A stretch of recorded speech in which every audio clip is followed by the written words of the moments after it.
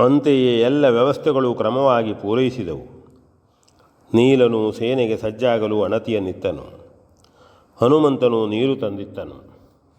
ವಿಭೀಷಣನು ಸ್ವತಃ ನೀರನ್ನು ಪ್ರೋಕ್ಷಿಸಿ ಸೇತುವೆಯನ್ನು ಶುದ್ಧಗೊಳಿಸಿದನು. ಶ್ರೀರಾಮನು ನಳನೇ ತಂದಿದ್ದ ಹೂಗಳನ್ನು ಸುರುವಿ ಸೇತುವೆಯನ್ನು ಅರ್ಚಿಸಿದನು. ಲಕ್ಷ್ಮಣನು, ಸುಗ್ರೀವಾದಿ ವಾನರ ಪ್ರಮುಖರು, ವಿಭೀಷಣನು ಅಂತೆಯೇ ಅದರ ಮೇಲೆ ಹೂವಿಕ್ಕಿ ಕೈಮುಗಿದರು. ಮತ್ತೆ ಶ್ರೀರಾಮನನ್ನೊಮ್ಮೆ ಧನುರ್ನಾದವನ್ನು ಮಾಡಿದನು. ಶ್ರೀರಾಮನಿಗೆ ಜಯವಾಗಲಿ ಎಂಬ ಜಯಧ್ವನಿಯು ಒಮ್ಮೆಲೆ ಸಕಲ ಕಡೆಗಳಿಂದಲೂ ಏಕಪ್ರಕಾರವಾಗಿ ಹೊರಹೊಮ್ಮಿತು. ಸಮುದ್ರದ ಮೊರೆತವನ್ನು ಮೀರಿಸತಕ್ಕ ನಿನಾದವು ಭೂಗಗನಗಳಲ್ಲೆಲ್ಲ ವ್ಯಾಪಿಸಿತೆಂಬಂತೆ ಪ್ರತಿಧ್ವನಿಸಿತು.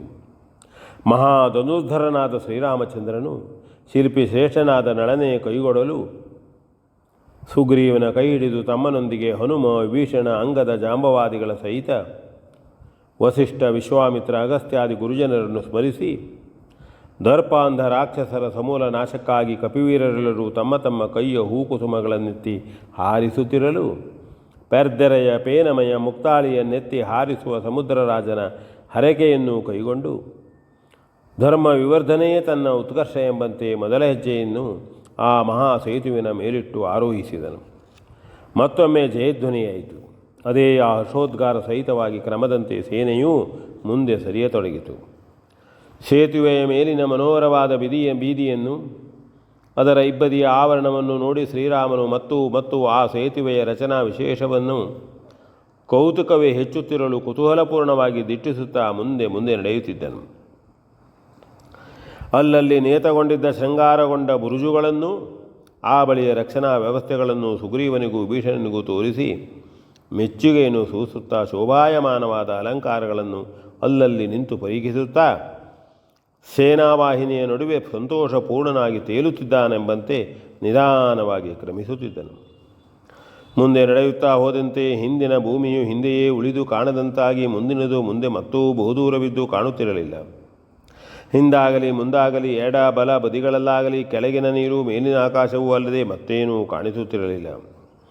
ಸಾಗರದ ತೆರೆಗಳು ಉತ್ತರದ ವೇಲೆಯನ್ನು ಬಡಿಯುತ್ತಿದ್ದವು. ಹಾಗೆಯೇ ಅತ್ತ ಸುರುಳಿಕೊಂಡು ನಿಧಾನವಾಗಿ ಉರುಳುತ್ತಿದ್ದವು. ಕೊನೆಗೆ ಅದೂ ಇಲ್ಲದಂತಾಗಿ ದಕ್ಷಿಣ ವೇಲೆಯನ್ನಪ್ಪಳಿಸುವ ತರಂಗ ಗಾಳಿಗಳು ಅತ್ತ ಹೊರಳಲು ಮೊದಲಾಗದೆ ಸಾಗರವು ಶಾಂತತೆಯನ್ನೇ ಹೊಂದಿತ್ತು. ಆದರೂ ಸೇತುವೆಯನ್ನು ಅದರ ಮೇಲೆ ಕೈಯಾಡಿಸಿದಂತೆಯೇ ಕಿರುದೆರೆಯ ಕೋಟೆಯಿಂದ ಆ ಜಲನಿಧಿಯು ಮೃದುವಾಗಿ ಸವರುತ್ತಿತ್ತು. ಆ ಮಹಾವಾನರ ಸ್ತೋಮವು ತನ್ನ ಸಾಹಸದ ಮೇಲೆಯೇ ನಡೆಯುತ್ತಿದ್ದಂತೆ ಪೂರ್ಣೋತ್ಸಾಹದಿಂದ ಪುಳಕಿತವಾಗಿ ಕ್ರಮಿಸುತ್ತಿತ್ತು. ಕೆಲವರು ಆವರಣದ ಕೊರಡುಗಳನ್ನು ಆಧರಿಸಿ ಹಿಡಿದು ಕಾಲನ್ನು ಸಮುದ್ರದಲ್ಲಿ ಇಳಿಯಬಿಟ್ಟು ಕೈಗಳಿಂದಲೇ ನಡೆಯುತ್ತಿದ್ದರು. ಕೆಲವರು ಕಾಲಿನಿಂದ ನೀರನ್ನು ಹಾರಿಸುತ್ತಾ ನಡೆಯುತ್ತಿದ್ದರು. ಕೆಲವರು ಬಾಲವನ್ನು ಇಳಿಯಬಿಟ್ಟಿದ್ದರೆ ಕೆಲವರು ಅದನ್ನೇ ಎತ್ತಿ ಹಿಡಿದಿದ್ದರು.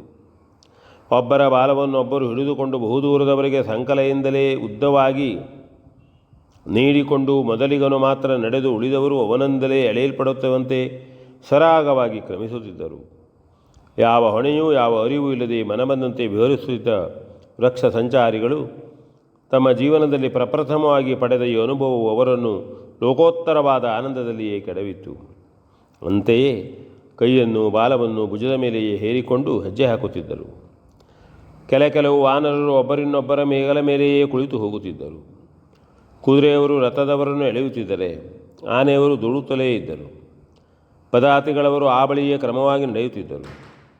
ತೆಂಕಣ ಸಾಗರವು ಆಚೀಚೆಯ ತಡಿಗಳಲ್ಲಿ ಮಾತ್ರ ತರತರದ ತೆರೆಗಳನ್ನು ನೆಲೆಸಿ ಮರೆದು ಮೆರೆಯುತ್ತಿದ್ದಂತೆಯೇ ಅನುಪಮವಾದ ಈ ವಾನರ ಸೇನಾವಾರಿದಿಯು ಮಧ್ಯದಲ್ಲಿ ಮಾತ್ರ ಶಾಂತವಾಗಿತ್ತು. ಅಷ್ಟರಲ್ಲಿ ಒಮ್ಮಿಂದೊಮ್ಮೆಯೇ ಸೇತುವಿನ ಭಾಗವು ಸ್ವಲ್ಪ ಅಲ್ಲಾಡತೊಡಗಿತು. ಪ್ರತಿಯೊಂದನ್ನು ಚೆನ್ನಾಗಿ ಲಕ್ಷ್ಯದಲ್ಲಿಟ್ಟು ಗಮನಿಸುತ್ತಿದ್ದ ನಳನು ಅತ್ತ ಸರಿದು ನೋಡಿದಾಗ ಒಂದು ಕಪಿಯು ಮರದ ಕೊರಡುಗಳನ್ನು ಬಲವಾಗಿ ಕುಲುಕುತ್ತಾ ಬರುತ್ತಿರುವುದು ಕಂಡುಬಂತು. ಅದರ ಕುರಿತು ಆಸ್ಥೆಯಿಂದ ಪರೀಕ್ಷಿಸಿದಾಗ ಏನೋ ಒಂದು ಸಂದೇಹವು ಮೂಡಿ ಅವನು ತತ್ಕ್ಷಣವೇ ಅದನ್ನು ಅಂಗದನಲ್ಲಿ ಸೂಚಿಸಿದನು. ಅಂಗದನು ನಿಮಿಷ ಮಾತ್ರದಲ್ಲಿ ಆ ಕಪಿಯನ್ನು ಹಿಡಿದು ಗದರಿಸಿದಾಗ ಅದು ತಮ್ಮ ಪಂಗಡದಲ್ಲವೆಂದು ಖಚಿತವಾಯಿತು. ಹಾಗೆಯೇ ಅದು ಮಾಯಾವಿಯಾದ ಒಬ್ಬ ರಾಕ್ಷಸನೇ ಆ ರೂಪದಿಂದ ಬಂದುದೆಂದು ತಿಳಿದು ಬಂತು. ಅಂಗದನು ಈ ವಿಚಾರವನ್ನು ಸುಗ್ರೀವನಲ್ಲಿ ಗುಟ್ಟಾಗಿ ಸೂಚಿಸಿ ಮತ್ತಾರಿಗೂ ಅದು ಗೊತ್ತಾಗದಂತೆ ಕೆಲರೂಪದ ರಾಕ್ಷಸರನ್ನು ಸೆರೆ ಹಿಡಿದು ಬಂಧಿಸುವ ವ್ಯವಸ್ಥೆ ಮಾಡಿದನು. ಅಂತೆಯೇ ರಕ್ಕಸನು ಬಲವಾದ ಬಂಧನದಲ್ಲಿ ಸಿಕ್ಕಿಬಿದ್ದನು. ಮತ್ತು ಅಂತೆಯೇ ಏನಾದರೂ ನಡೆಯುತ್ತಿರುವುದೋ ಎಂದು ನಳನು ಗಮನಿಸುತ್ತಲೇ ಇದ್ದನು. ಸ್ವಯಂ ಅಂಗದನು ಇನ್ನು ಯಾರಾದರೂ ಹೀಗೇ ಇರುವರೋ ಎಂಬುದನ್ನು ಪರೀಕ್ಷಿಸತೊಡಗಿದನು. ಸೇತುವಿನ ಮೇಲೆಯೇ ಯಾವ ವಿಚಾರವೂ ಬೇಡವೆಂದು ಸುಗ್ರೀವನು ಸನ್ನೆಯಿಂದಲೇ ಅಂಗದನಿಗೆ ಸೂಚಿಸಿದ್ದನು. ಅಂತೂ ಬಂದಿದ್ದ ರಕ್ಕಸರು ರಾವಣನ ಕಡೆಯವನೆಂದು ಖಚಿತವಾಗಿತ್ತು. ಕಪಿಗಳ ಚಲನವಲನಗಳನ್ನು ಪರೀಕ್ಷಿಸುವುದಕ್ಕಾಗಿಯೇ ಮಹೇಂದ್ರ ಪರ್ವತಕ್ಕೆ ಬಂದು ಅಲ್ಲಿಂದಲೇ ಅವರ ಜತೆಯಾಗಿ ಆವರೆಗೂ ಅವರ ಹಿರಿಯದಂತೆಯೇ ನಡೆದುಕೊಂಡಿದ್ದ ರಾಕ್ಷಸ ಭಟರು ವಾನರರ ಹಾಗೂ ರಾಮಲಕ್ಷ್ಮಣರ ಕುರಿತು ಚೆನ್ನಾಗಿ ವಿಚಾರ ಸಂಗ್ರಹಿಸಿಕೊಂಡು ವಿಭೀಷಣನ ವಿಷಯದಲ್ಲಿಯೂ ನಡೆದುದೆಲ್ಲವನ್ನು ಸಾಕಷ್ಟು ಅರಿತುಕೊಂಡಿದ್ದರು. ಆದರೆ ಮಧ್ಯದಲ್ಲಿಯೇ ಹೀಗಾಗಿ ಅವನ ಪರಿಶ್ರಮವೆಲ್ಲವೂ ನಿರರ್ಥಕವಾಗಿತ್ತು. ಸೇತುವೆಯನ್ನು ಚೆನ್ನಾಗಿ ಕುಲುಕಿ ಹಾಗೆ ಅದು ಅಲ್ಲಾಡಿ ಕೆಲವು ಮಂಗಗಳಾದರೂ ನೀರಿನಲ್ಲಿ ಬೀಳಬಹುದೆಂದು ಅವನೆನಿಸಿರಬೇಕು.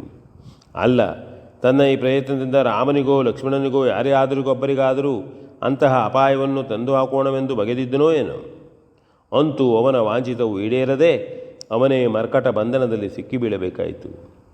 ಸಕಾಲದಲ್ಲಿ ರಾಕ್ಷಸರೊಬ್ಬನನ್ನು ಹಿಡಿದು ಬಂಧಿಸುವ ಸಂದರ್ಭವು ತಾನಾಗಿ ಬಂದುದಕ್ಕಾಗಿ ಅಂಗದನಿಗೆ ಬಹಳ ಸಂತಸವಾಗಿತ್ತು. ಆದರೆ ಈ ವಿಚಾರವು ಕೇವಲ ಕೆಲವರಿಗಲ್ಲದೆ ಉಳಿದವರಿಗೆ ಅದರ ಹೊಲಬು ಕೂಡ ಹತ್ತಿರಲಿಲ್ಲ. ಇವರು ಹಾಗೆ ಅದು ಗೊತ್ತಾಗದಂತೆ ವರ್ತಿಸಿದ್ದರು. ಮುಖ್ಯವಾಗಿ ರಾಕ್ಷಸನು ಹೇಗೆ ಬಂದನೆಂದು ನೀಲನ್ನು ಚಿಂತಿಸಿದಂತೆಯೇ ವಿಭೀಷಣನ ಕೈವಾಡ ಇರಬಹುದೇ ಎಂಬ ಸಂದೇಹವು ಸುಗ್ರೀವನನ್ನೇ ಬಾಧಿಸಿರಲಿಲ್ಲ. ಅದಕ್ಕಾಗಿ ಆ ವಿಚಾರವನ್ನಷ್ಟು ಗೌಪ್ಯವಾಗಿರಿಸುವಂತೆ ಅವನು ಸೂಚಿಸಿದ್ದನು. ಬೇರೆ ಬೇರೆ ಸೇನಾ ಪ್ರಮುಖರಿಗೆ ಮಾತ್ರ ಮತ್ತೊಮ್ಮೆ ಎಚ್ಚರ ಕೊಡಲಾಯಿತು. P N Bhagavat, ಬರಪಳ್ಳಿ.